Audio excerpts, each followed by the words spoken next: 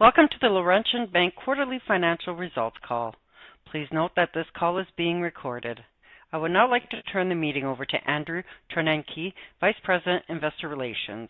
Please go ahead, Andrew. Bonjour à tous. Good morning and thank you for joining us. Today's opening remarks will be delivered by Rania Llewellyn, President and CEO, and the review of the first quarter financial results will be presented by Yvan Deschamps, Executive Vice President and Chief Financial Officer, after which we will invite questions from the phone. Also joining us for the question period are several members of the bank's executive leadership team: Liam Mason, Chief Risk Officer; Eric Provost, Head of Commercial Banking; Karine Abgrall-Teslyk, Head of Personal Banking; and Kelsey Gunderson, Head of Capital Markets. All documents pertaining to the quarter can be found on our website in the Investor Center. I would like to remind you that during this conference call, forward-looking statements may be made, and it is possible that actual results may differ materially from those projected in such statements. For the complete cautionary note regarding forward-looking statements, please refer to our press release or slide 2 of the presentation. I would also like to remind listeners that the bank assesses its performance on a reported and adjusted basis and considers both to be useful in assessing underlying business performance. Rania and Yvan will be referring to adjusted results in their remarks unless otherwise noted as reported. I would now like to turn the call over to Rania. Thank you, Andrew. Bonjour à tous. Good morning and thank you for joining us on what I know is a very busy morning. This quarter kicks off the second year of our 3-year strategy, and I am pleased to report that we have continued to make good progress, including the exciting public launch of our reimagined Visa experience, a game changer for Laurentian Bank and its customers. On behalf of the management team, we would like to thank everyone on our One Winning team for their efforts over the quarter. The macroeconomic environment remains uncertain. Central banks are trying to dampen inflation in the face of mixed economic indicators, causing significant market volatility. Notwithstanding, our results speak to the strength of our underlying business, our disciplined approach to credit and capital management, and the progress we are making on executing against our plan. This quarter, total revenue for the bank grew by 1% year over year to $260 million. Net income was $54.3 million, and earnings per share were $1.15. Net interest income was up 3% year over year, driven by commercial loan growth. In line with our expectations that we mentioned last quarter, our NIM was stable at 1.77%, despite material rate hikes in Canada and the U.S. since October. As we have previously said, we expect our NIM to gradually rebound once interest rates stabilize, all other things being equal. Our efficiency ratio was 69.4% due to the temporary pressures on our NIM and investments in our key strategic priorities, including the launch of our reimagined Visa experience, as well as seasonal elements impacting salaries and benefits.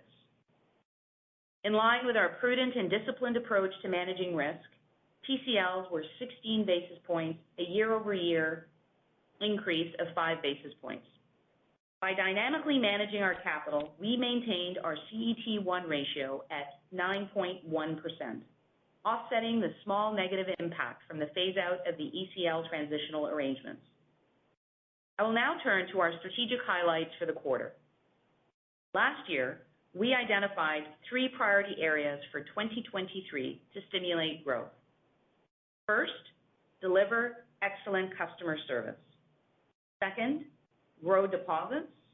And third, drive efficiencies through simplification. I will begin with customer service. We are focusing on delivering excellent customer service and removing pain points by leveraging data from our Net Promoter Score, or NPS program. This concentrated effort will help us to gain a deeper understanding of what drives customer satisfaction and dissatisfaction, allowing us to implement targeted actions. To that end, I'm pleased to share that in addition to inventory financing, our equipment financing specialization is now also rated as world-class, moving up from excellent, with a significant improvement in its NPS. This achievement is the result of proactively putting our customers at the center of all our organizational decisions, as well as having the right expertise, right products, and right solutions for our customers. We are now taking these best practices and applying them across the organization, including the rollout of NPS in all retail channels and our contact center. This will provide us with deeper insights into areas we need to address, giving us the ability to quickly adjust and implement actions to improve the customer experience. I'm also excited to announce that in February, we launched our newly reimagined Visa experience to the public. The progress in our personal banking segment is significant. 1 year after introducing a mobile app and closing the top 5 digital pain points for our customers, we have shown that we can truly make size our advantage by thinking customer first and leveraging partnerships to deliver to market faster. Through our strategic partnership with Brim Financial, customers from across Canada can now sign up for one of our new Visa cards online, be approved within minutes, and start transacting with their virtual card immediately from their digital wallets.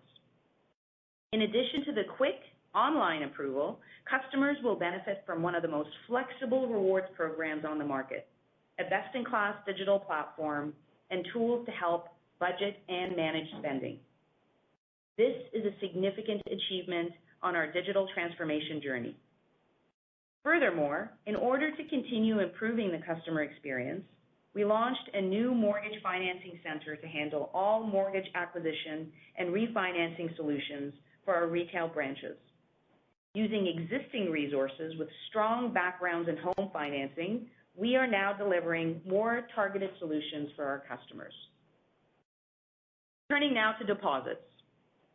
Coming off a record year in deposit growth, we have continued our focus on maintaining a strong balance sheet and supporting loan growth. Having now closed our customers' top 5 digital gaps, we are well positioned to further grow deposits by deepening our relationships with existing customers and targeting new ones. To that end, I am pleased to report significant year-over-year growth in deposits of 14%, which outpaced loan growth of 10%. I would like to highlight 2 key drivers in particular. First, over the last few years, we have been focused on growing strategic partnership deposits, which are a cost-effective funding source and backed by multi-year commitments. This quarter saw a $1 billion increase sequentially and more than $2.6 billion since last year. Second, as part of repositioning our personal bank, which includes new digital capabilities and a simpler product offering, we are now seeing a positive trend with term deposit growth of almost $400 million quarter over quarter and $700 million since last year. This positions us well as we prepare to launch our digital onboarding solution to market in the next few months. To drive accountability, we have also included deposit growth on our leaders' scorecards across the organization, whether they are customer-facing or non-customer-facing. In addition, by leveraging the new mortgage financing center that I previously mentioned, we are removing many of the day-to-day mortgage activities out of the branch. This creates additional capacity for our financial advisors to focus on deposit growth and deepening our relationships with existing customers. Our third priority is to drive efficiencies through simplification. We remain committed to reducing our efficiency ratio below 65% over the medium term by further streamlining our internal processes and operations. But as we stated in the fourth quarter, this will not be a straight line as we continue to invest in strategic priorities. A few examples of process simplification underway include, first, the launch of an e-statement campaign for retail banking customers focused on Visa statements as part of our digital-first approach, which is expected to save the bank $500,000 this year and up to $750,000 in annual run rate savings beginning next year. Second, the introduction of robotics process automation into 3 processes, with another 17 to follow. Once implemented across all 20 processes, we expect this to generate $2 million in annual run rate savings over time. Third, the introduction of process automation in our deposit fulfillment process, reducing turnaround time by 50%. Culture and ESG also remain a significant priority, and I would like to share some highlights from this quarter.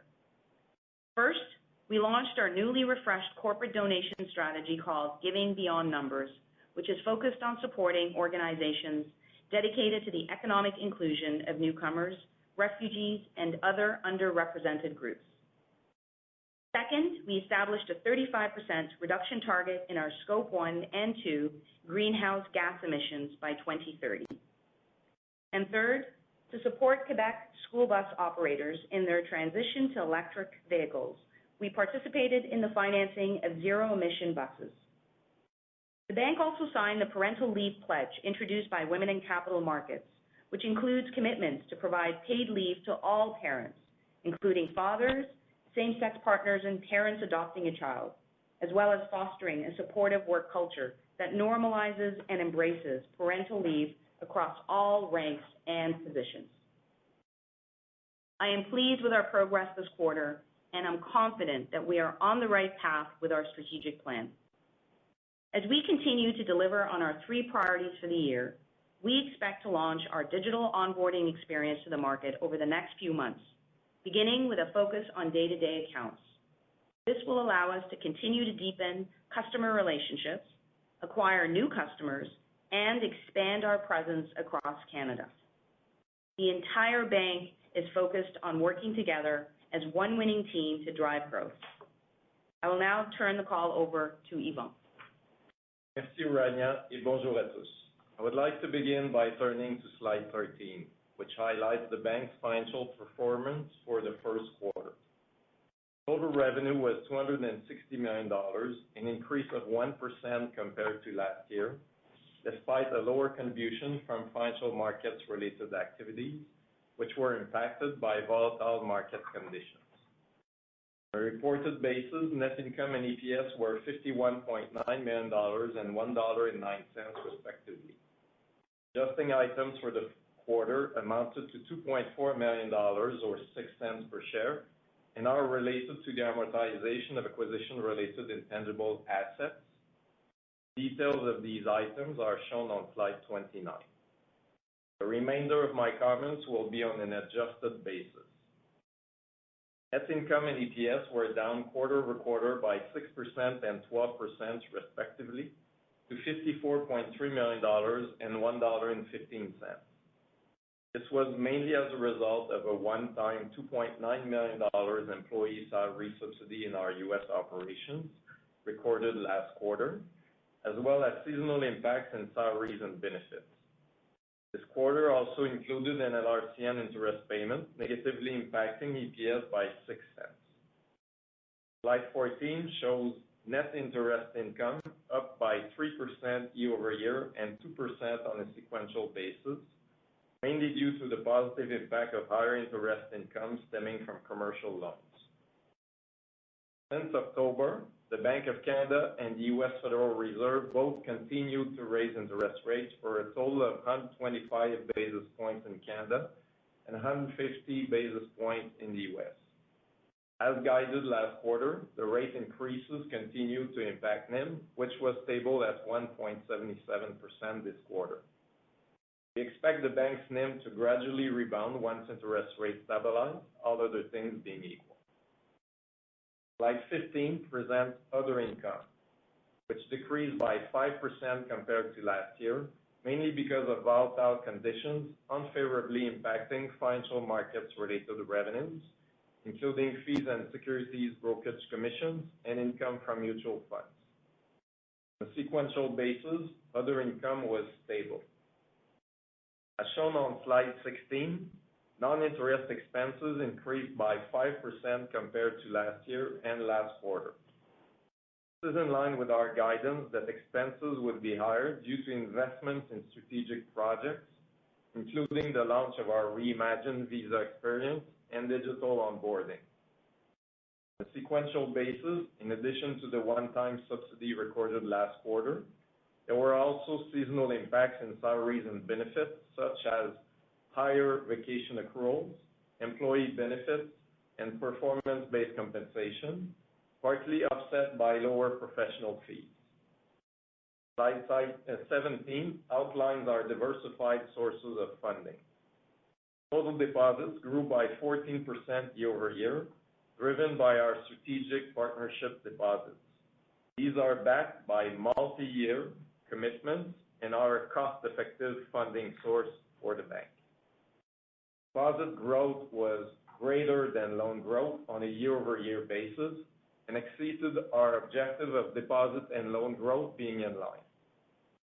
Sequentially, deposits were up 2%, including good growth in retail term deposits of almost $400 million.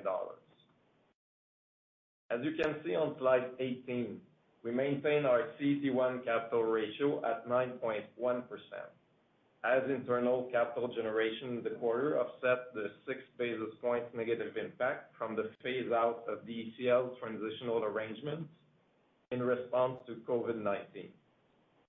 Continue to dynamically manage our capital to support business growth and remain committed to our stated objective of managing our CET1 capital ratio at around 9% for the year. Slide 19 highlights our commercial loan portfolio, which was up by $3 billion or 19% year-over-year and $200 million quarter-over-quarter, with contributions from our commercial real estate and inventory financing specializations. Slide 20 provides a greater level of detail on our commercial real estate portfolio. We deal with established Tier 1 and Tier 2 real estate developers in Canada with good track records. A significant portion of our portfolio is in multi-residential housing construction, where demand remains resilient due to high immigration levels in Canada. The LTV on the term loan portfolio stood at 61%, and the LTV on the uninsured multi-residential mortgage portfolio stood at 54%.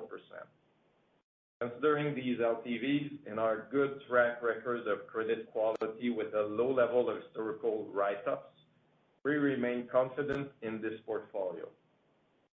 Slide 21 highlights our inventory financing specialization. We are a leading platform across Canada and the United States with more than 5,400 dealers. The majority of our lending activity focuses on RVs, marine equipment, and trailers. The average amount of credit outstanding by dealer is approximately $800,000. As a reminder, we lend in this portfolio on a product-by-product basis. This is also an operational business where key performance indicators such as the age of inventories and turnover rates are monitored closely. The portfolio has generated nominal write-ups. KPIs are currently healthy and in line with historical levels. Slide 22 presents the bank's residential mortgage portfolio. Residential mortgage loans were up 5% year-over-year and 1% on a sequential basis. We maintain prudent underwriting standards and are confident in the quality of our portfolio, as evidenced by the high proportion of insured mortgages at 57% and low LTVs of 51% on the uninsured portion. It is also worth noting that more than 80% of our residential mortgage portfolio is fixed rate, of which more than 75% will mature in 2025 or later.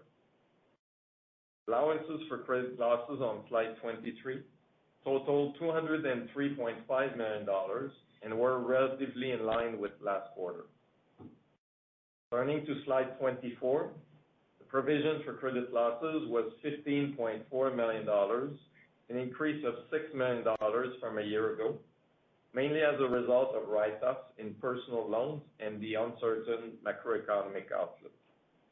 PCLs were down by $2.4 million sequentially, mainly as a result of lower provision on impaired commercial loans. Slide 25 provides an overview of impaired loans. On a year-over-year basis, gross impaired loans decreased by $43.6 million, driven by commercial loan write-ups of previously provisioned accounts. Sequentially, there was a $12.9 million increase due to commercial impaired loans.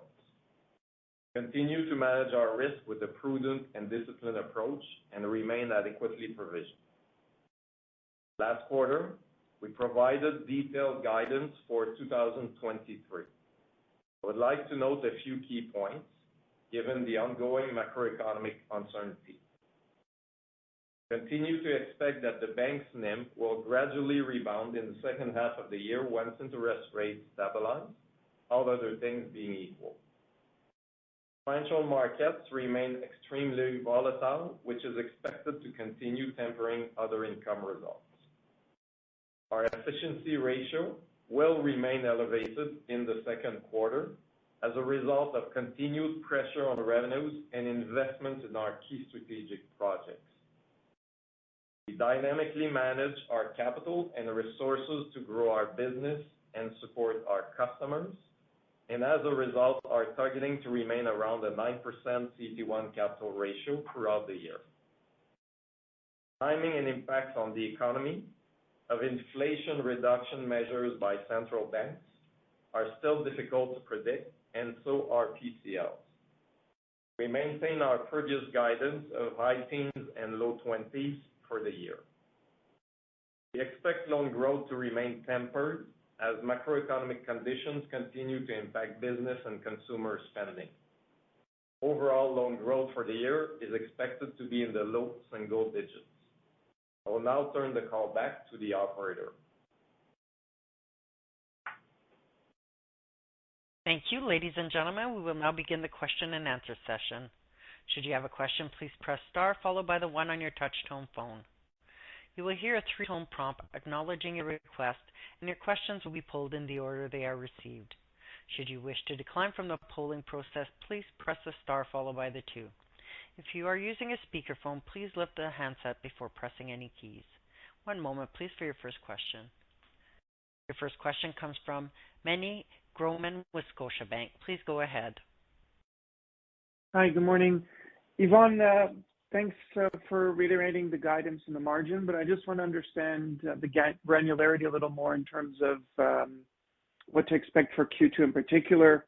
And it's based off of Q1, where, as you highlighted, we continue to see rate hikes. And so that continues to extend into Q2 as well. So the fact that you were able to achieve flat margins in Q1, is that sort of, are we now at the low water mark in terms of margins as you see it, or could we still expect to see some variability before that guidance kicks in terms of being in a world where we are stable in terms of the Bank of Canada target rate? Yeah, thank you, Manny, for the question. I think your question, in fact, outlined many elements to the answer I'm going to give. So first, it's been still pretty volatile from a rate perspective. Bank of Canada increased since October by 125 basis points, in the US 150 basis points. So for sure, the speed and magnitude of the rate does impact the equation, because we said we do expect that it will gradually recover as the rate stabilize. We're being prudent with Q2. There's still a lot of pressure on the economy side, so not sure exactly where the central banks will move. So we remain cautious for Q2, but we're pretty positive that it will gradually recover, mostly in the second half. Got it. And then I was curious to see RWA growth essentially flat sequentially, and just wanted to understand what led to that result. I mean, loan growth is slowing, but still remains positive, even on a sequential basis. So just wondering if you could help understand what's driving that flat RWA growth sequentially.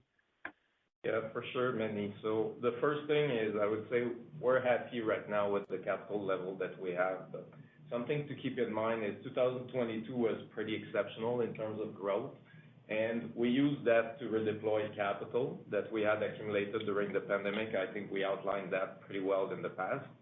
But considering the uncertainty out there, we currently project, a GDP that's going to be close to nil, or something that's going to be very limited. And in that context, we do project to remain, in the low single digits. So this quarter is a bit of a reflection of the same thing.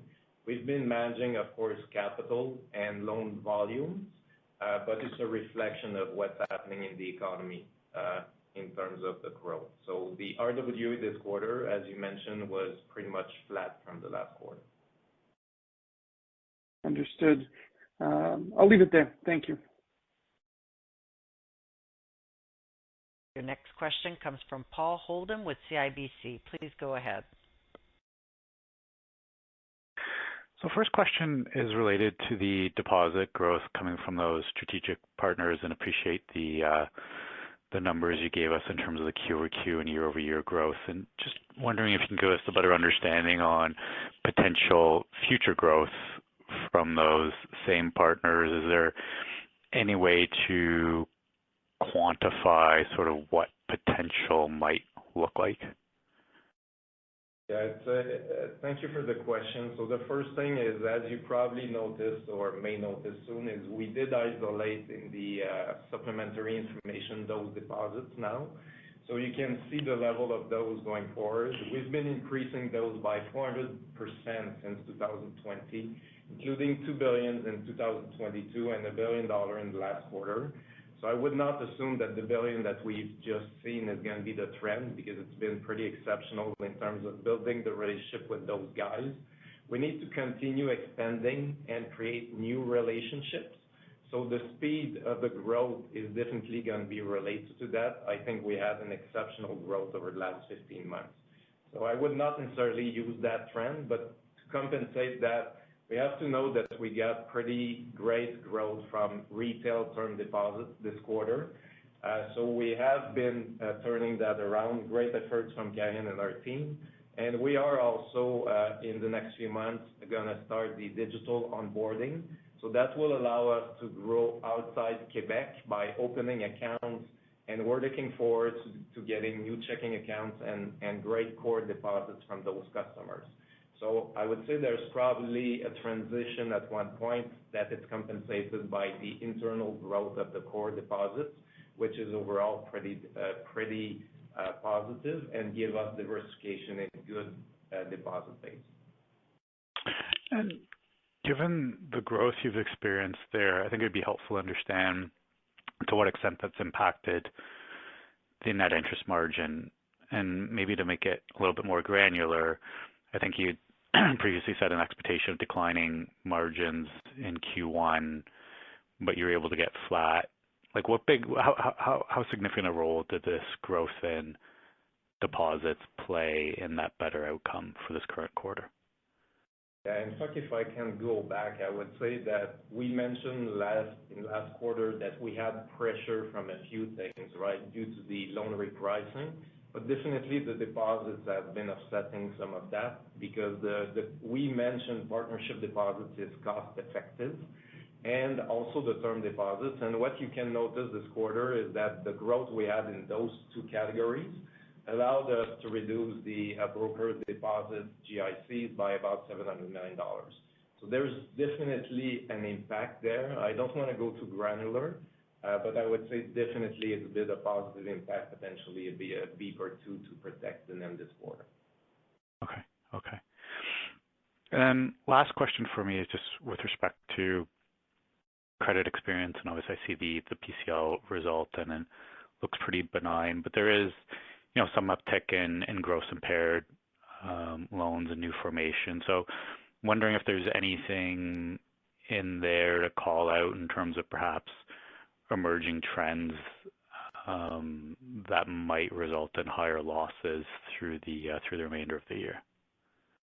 Thank you for your question, Paul. As you rightly point out, our gross impaired did tick up slightly, up 13 million compared to last quarter. Given the macroeconomic conditions, we are seeing some early signs of migration. You see that in the disclosure we've had, and that's to be expected in these economic circumstances. That said, overall, the portfolio is performing very well. Our strong underwriting standards and our consistent disciplined reserving process are serving us well. And I'd remind you that over 90% of our portfolio is collateralized. We stress test our exposures. There are pressures, But net of those, the portfolio is performing really quite well. Okay. That's all for me. Thank you. Your next question comes from Gabriel Deschênes with National Bank. Please go ahead. Hey, good morning. My first question is on your capital guidance, the keeping the Core Tier 1 ratio stable from here.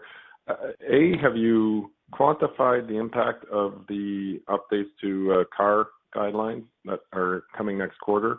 And B, that your guidance incorporates that potential deviation? Yeah, thank you for the question. I think it's good that we clarify where we stand in terms of the Basel III revised report. So last quarter, we had mentioned that we would see a slight reduction in terms of capital. With the additional work that we've done and the quarterly asset variations, we now expect it can be not material. If slightly negative, but it should be non-material. And yes, it is definitely in the guidance of staying around 9% plus or minus throughout 2023, including in fact Q2. Got it. And then on the deposit, the disclosure change there showing strategic partners. Now, and I guess the answer must be yes here, but you're seeing the strategic partner deposit balances go up and broker deposits go down. That would tell me that those are cheaper deposits. If so, could you kind of give me a sense of the cost savings there?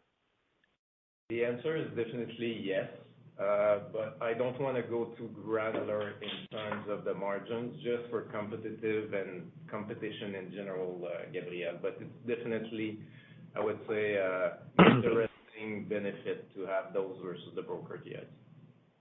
And were the promotions big this past quarter because of the growth? Is that why you had so much come in? Can you rephrase that, Gabriel? The promotion you said? Were there any promotional rates? Sorry, that got you in. $1 billion of deposits is pretty big in one quarter. So the promotion is not in regards to the strategic deposits, but in regards to the retail deposits. So that's where we saw the growth in the GIC.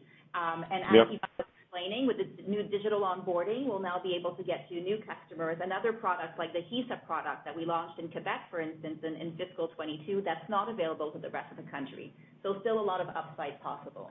And just to come back on the strategic deposits, just to make sure we understand, this is multi-year commitment that we're putting in place with partners.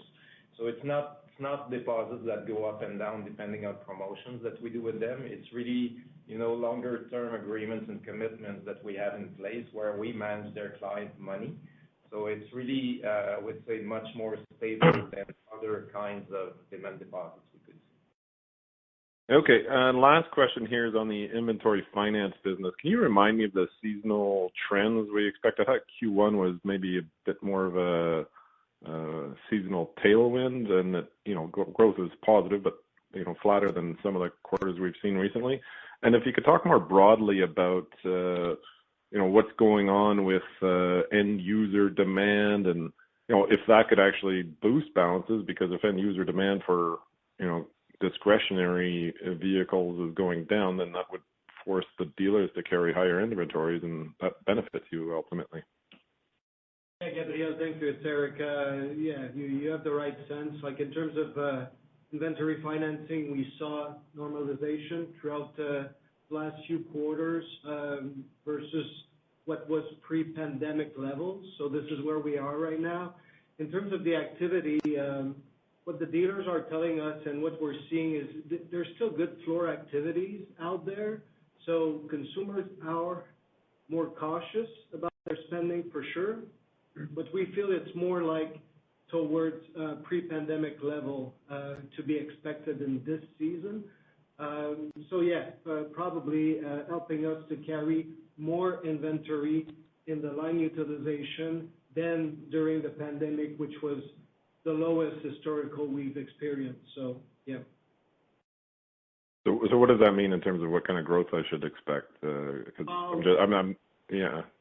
If inventory levels are going up.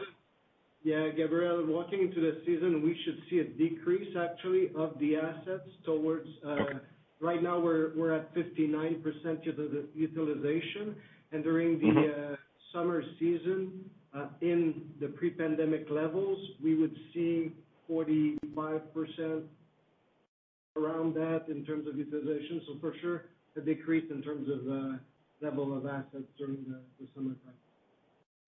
All right, great. Thanks for answering my questions. Your next question comes from Doug Young with Desjardins. Please go ahead. Hi, good morning. First, just I think dynamically managing capital was mentioned a few times in the discussions. Just wanted to understand what that means, what you're doing to maintain the CET1 ratio around 9%.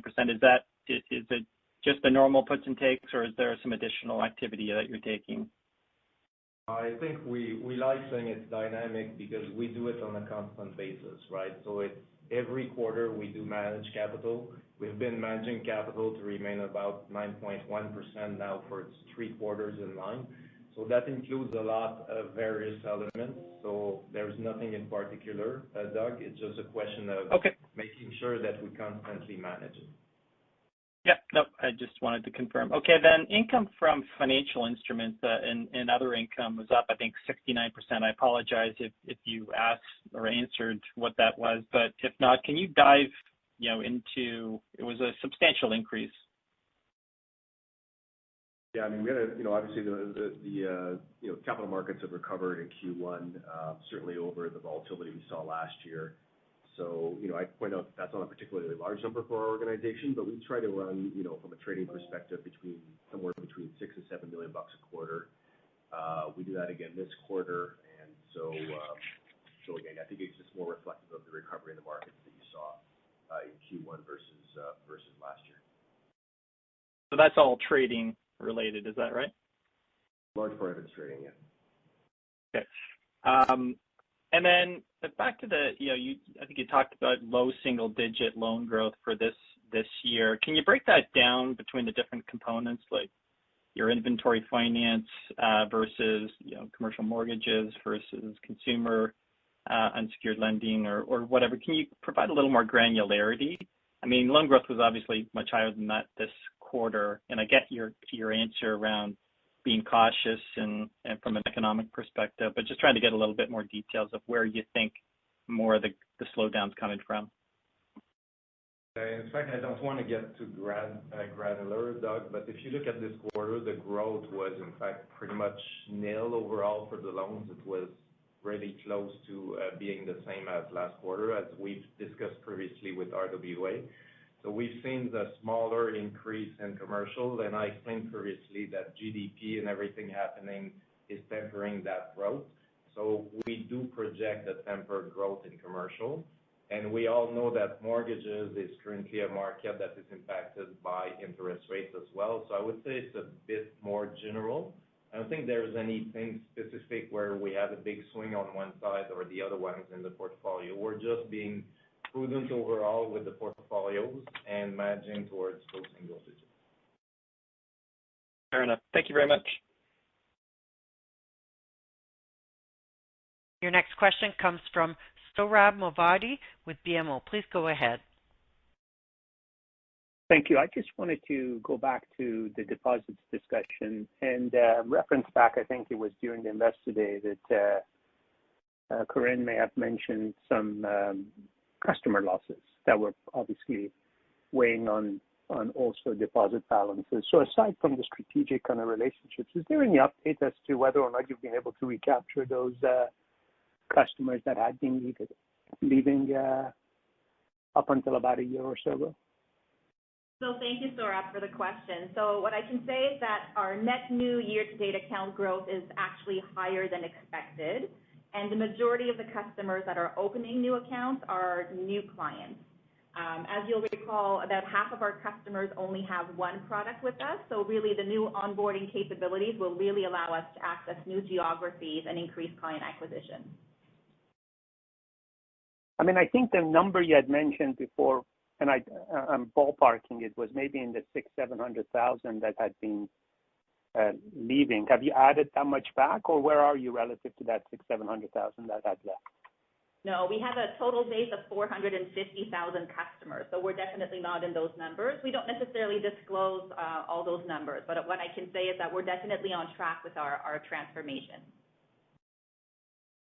Okay, and I think, Yvonne, you may have mentioned this, but just for crystal clarity, I think we said we should have more tempered expectations for financial markets. And would last year's Q2 have been a high watermark in particular for financial markets that we should be aware of, or this quarter is more like what you would expect to kind of continue to get out of it? Just maybe put a little bit more color on that. Yeah, I'll start and I'll let Kelsey have some comments. But if you look at the trend, Q2 was different. Q1 and Q2 last year was definitely higher. And then we got into volatile market due to the rate increases, Q3, Q4, and I would say still this quarter. But in terms of going forward, I'll let Kelsey add a few comments.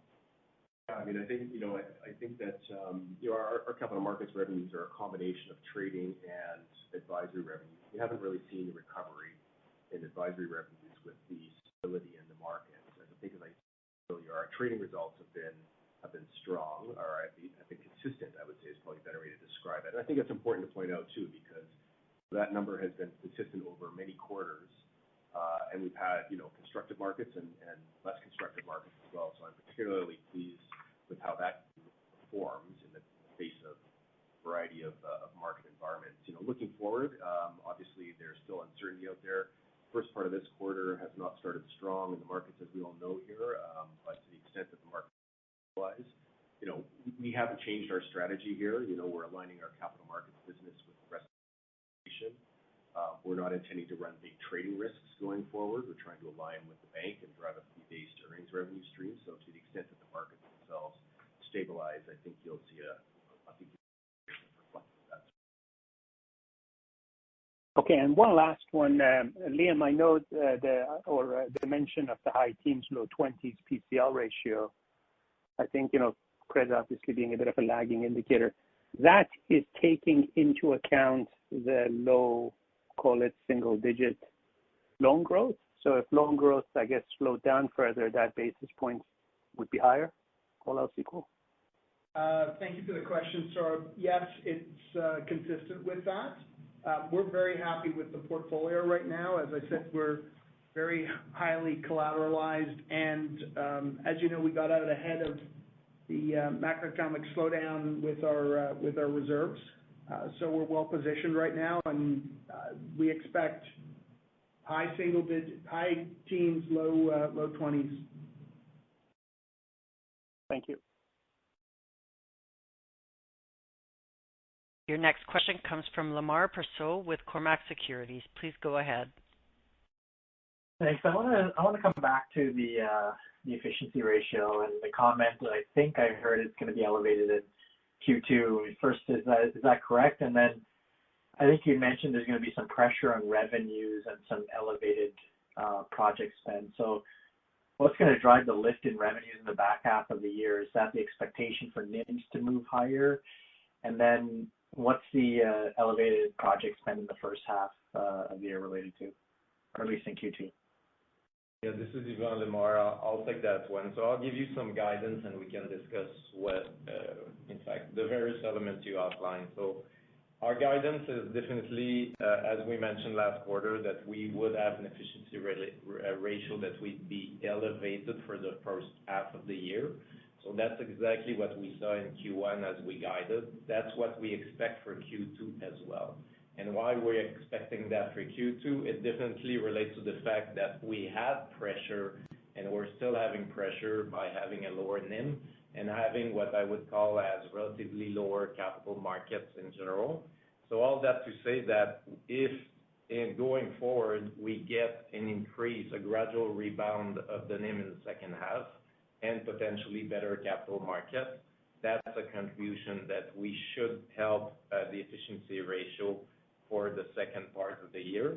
We have to keep in mind for Q1 that there's been changes in terms of expenses versus Q4. We had a one-time salary subsidy in Q4 that's non-recurring, and we have seasonally higher elements that we outline, like vacation accruals. That's a difference of $5 million versus Q4. And we have a few other elements like payroll taxes related to the payment of the bonuses in Q1. But what's going to drive it again in Q2 is that we're still investing in our strategic projects with the visa project, the digital onboarding projects, but we're also working on the efficiency improvement over time with things like RPAs and automation. So we're going to keep the level of expenses, relatively elevated because we're investing in the business, but the recovery of the revenue that we expect for the second part should help with that ratio. Okay, thanks. And then my next question, I think maybe Doug was asking this, but I had to hop off there, so feel free to let me know if you've answered this one already. But is the bank intentionally slowing loan growth to match deposit growth when you mentioned that you're dynamically managing capital, or would the bank allow loan growth to outpace deposit growth? And where I'm going with this is I'm really trying to understand the low single-digit loan growth outlook, and if your volume growth is intentionally being depressed from what we could be seeing, because your large cap peers seem to be suggesting a slightly more positive outlook for the year. I'm happy to take back some elements if you missed them, Lemar. No issue there. So first, 2022 was pretty exceptional in terms of growth, right? We had big growth in real estate, but also especially in inventory financing, because credit line utilization in inventory financing was depressed because of COVID, but it came back. So the normalization now at 59% at the end of Q1 is back to where it was pre-pandemic. So definitely we've seen a normalization of the growth or a normalization of the volume with the big growth we had in 2022. So we're now back to the normal level. So we're impacted definitely by what's going on in the economy with the GDP growth that's going to be close to nil projected by the market. We're just being cautious at this point, and we believe that if the GDP is there, our loan is probably going to be somewhere in the same ballpark as well. So those are the key elements that would explain why we're projecting low single digits. Appreciate the color. Thanks, guys.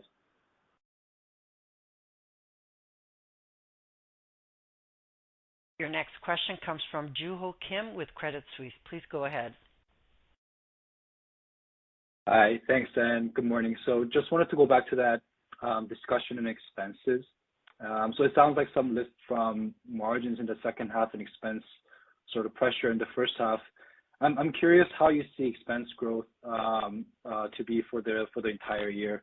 I think it was up around 5% this quarter, and just given the timing of the investments that we've seen and will have, I guess, going forward, wondering how you see that expense growth playing out for the remainder of the year.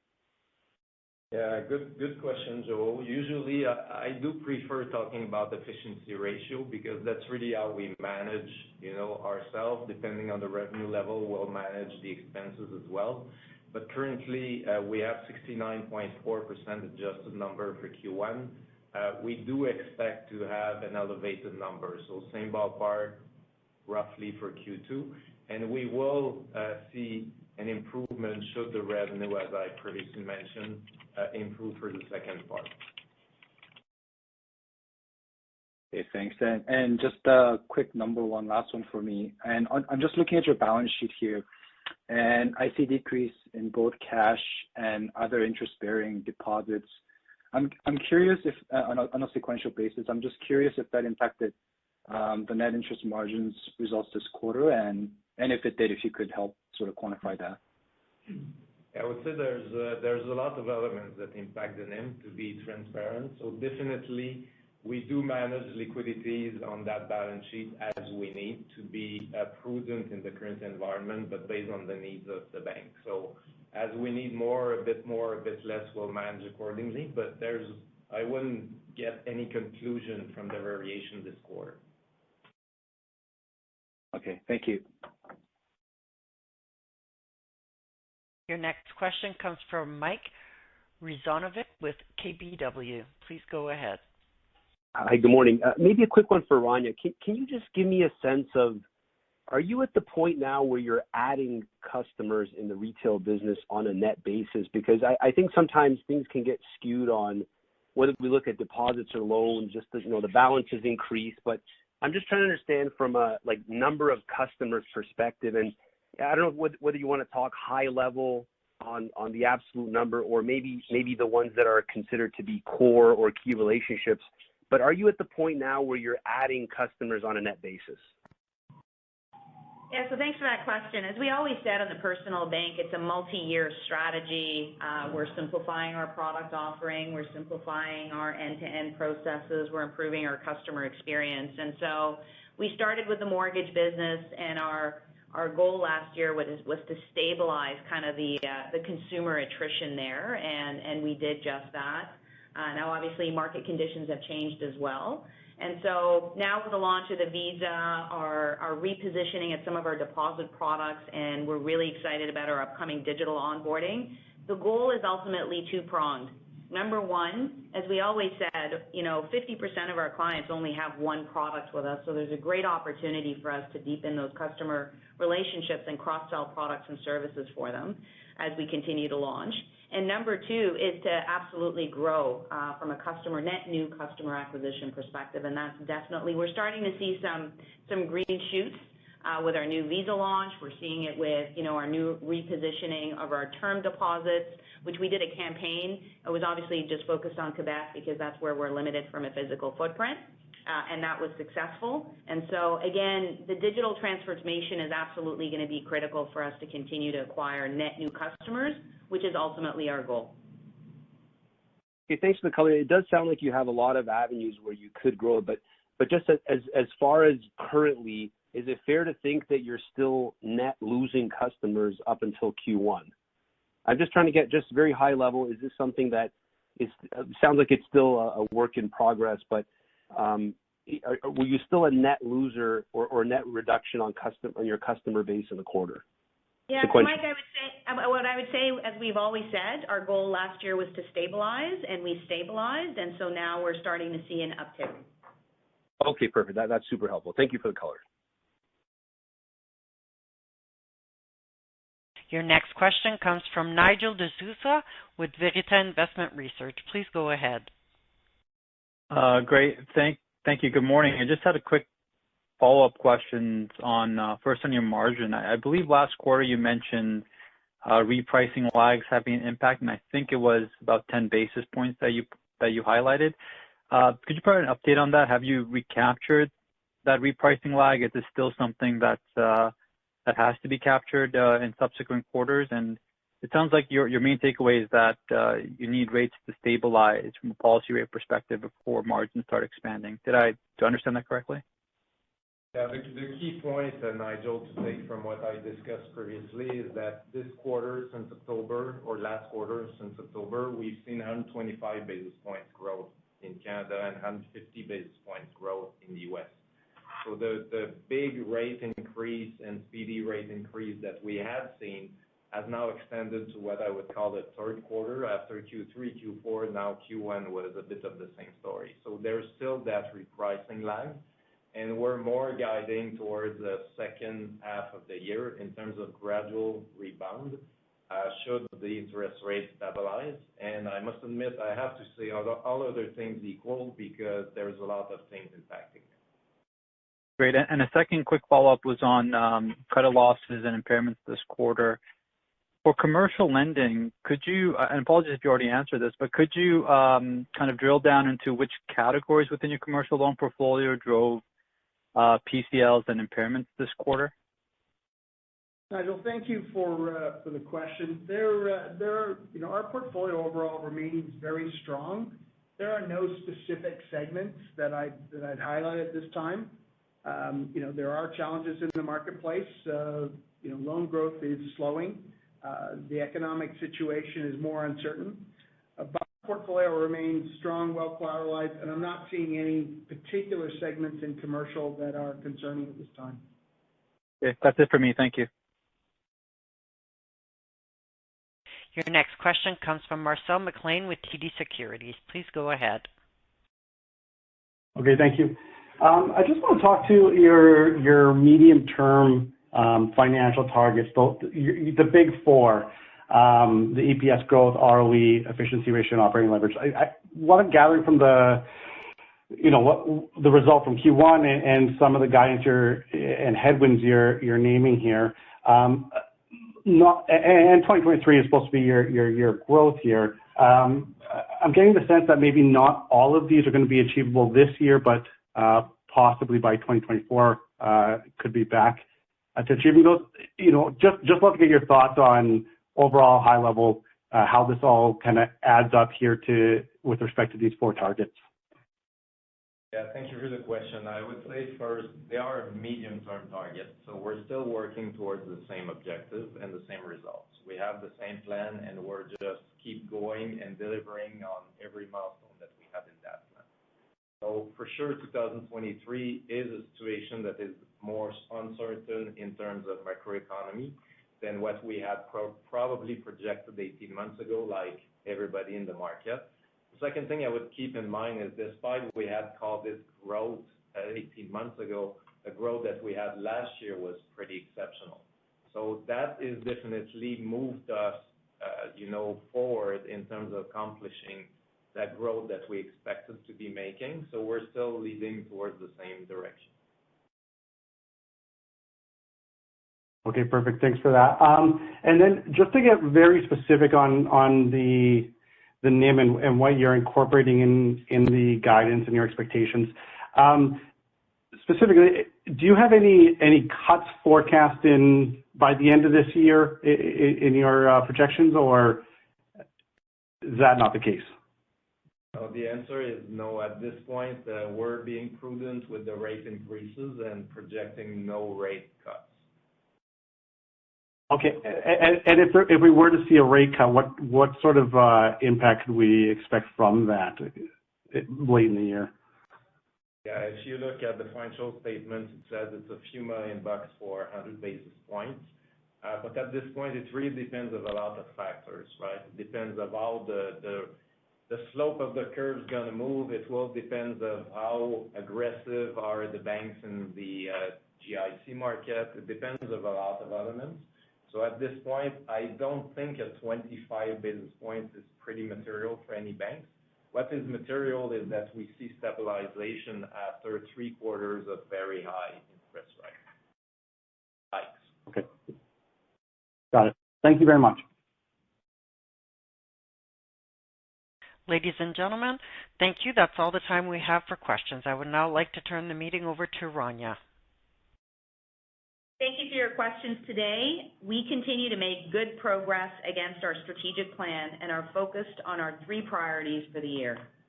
We will continue delivering excellent customer service through new products and services like our reimagined Visa experience. We're excited about the upcoming launch of our digital onboarding solution, which will drive further deposit growth and support our continued expansion across Canada. We remain committed to reducing our efficiency ratio and will continue to simplify processes and automate while also making investments in strategic priorities. We have a prudent approach to credit and will continue to dynamically manage our capital to support growth. I look forward to speaking to everyone again in a few months. Thank you. Ladies and gentlemen, this concludes your conference call for today. We thank you for participating and ask that you please disconnect your lines.